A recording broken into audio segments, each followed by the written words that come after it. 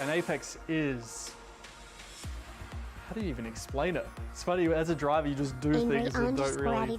But okay, so let's use this one. So the apex is the point of the corner where you want to like close the corner to then give you the best trajectory to exit the corner in the fastest ways. An apex is the point you gotta reach in the middle of the corner, which is most of the time at the apex, like around the curve. So trying to use apex without using the word apex.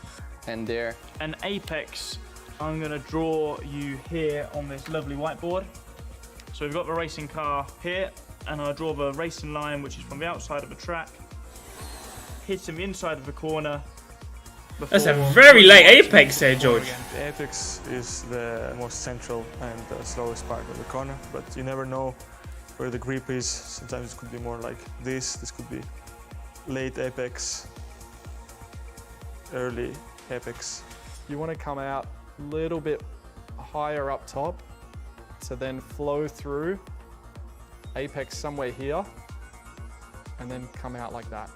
And that'll give you a trajectory where you can come... Isn't it like the point of where you clip the... And kind of slingshot out. So that is what we call... It's the point of where you are tightest to the corner. Close the corner. Right? And the apex is described at the point of which you hit the inside of the track. So we often describe it, hitting the apex around the corner, and most of the times, the more apexes you hit, the better it is. There could be many different angles of doing this corner, depending on your car setup and wind direction and so on.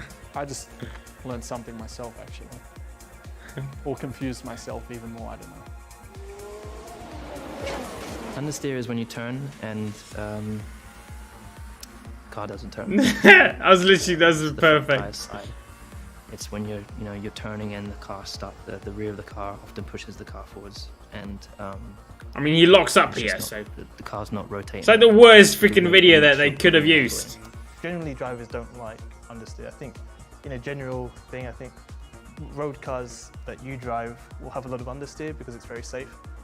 But a quick car generally is oversteery, so you need the car to be reactive because that way you can carry the most speed through a corner. Understeer and oversteer, the two most famous words in an engineering debrief. Understeer is when the car is that Mercedes? Responding to the amount of steering lock that you are winding on.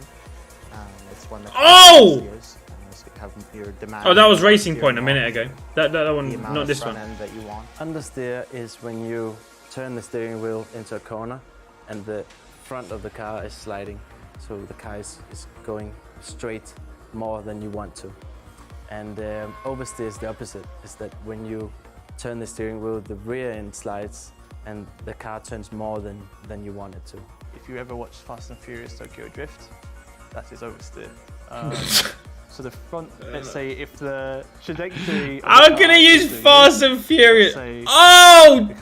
That's kind of what I mean. The front and rear wheels following the line. The rear wheels would go, let's say, past the slip angle, past the line. What? And tends to mean that the rear is losing grip. So when we complain about oversteer, will generally mean that the rear is moving too much and it's moving out of line. So yeah, you'll often see spins where we get a snap of oversteer and we do this. Insert one of my crashes. Hey! The oversteer would be if you come into the corner a bit too fast perhaps, and you maybe have this kind of moment when the rear slides and you have to make a correction, because the rear, if you don't make a correction, then you're going to spin. An oversteer is when you turn and it turns too much and usually overpowers the rear, so the rear steps out and you have to correct. Yeah, I have a funny story.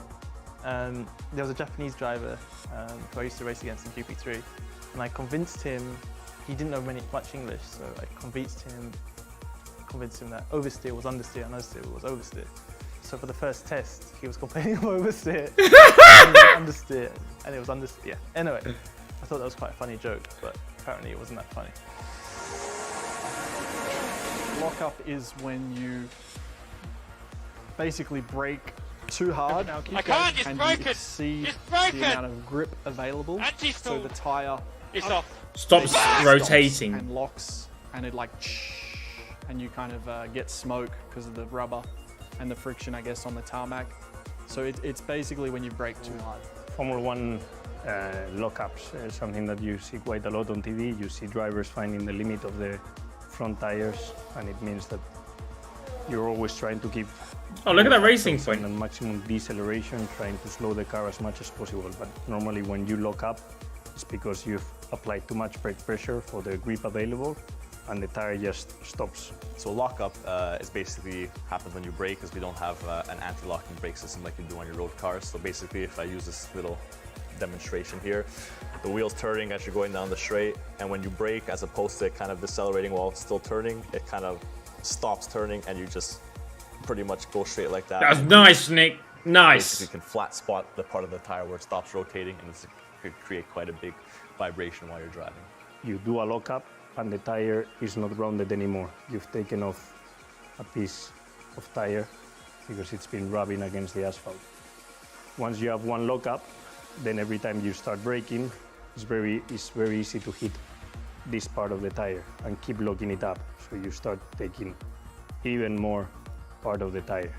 And then the next time you brake, it's easier to lock up again because the tire is more squared.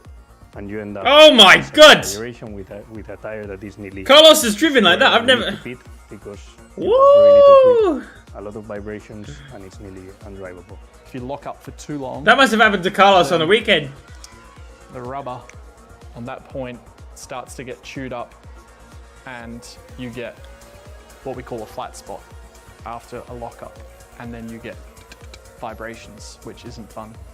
So a lockup is braking too hard. I guess that's the easiest way to say it. Hack for me is when post-race or post-qualifying, the scrutineers and the officials check the cars. Our team can't touch the car, can't touch any special parts of the cars to be checked like See, this. I freaking described that so well. Any member of the team or any fan. To make sure that there's no cheaters, basically. Yeah, is it that more or less? Yeah, okay. I mean, it's a fair point that I said. I nailed that. I like how they put me in for 1 second of this video. Moving up and down, side to side like a roller coaster.